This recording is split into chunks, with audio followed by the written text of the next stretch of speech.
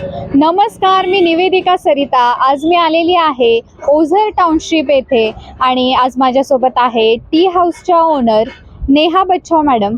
ह्या मॅडमने आपली nutri हबची medicine घेतलेली आहे. मॅडम, आपलं वय काय?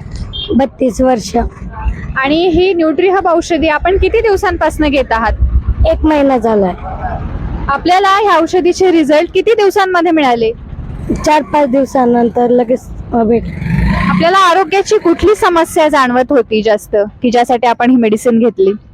मला अस्थमाचा त्रास होता 5 वर्षापासून, जो खूपच जादा वाढलेला होता. 5 वर्षापासून मग मी नाशिकलाही MD डॉक्टरकडे ट्रीटमेंट घेत होती. 3 वर्ष घेतली. त्याच्यानंतर 2 वर्ष होमिओपॅथिक डॉक्टरकडे पण घेतली, पण रिझल्ट काही भेटला नाही. खूप जादा त्रास वाढला होता, खोकला पण वाढला होता आणि अशक्तपणा तेही आला होता.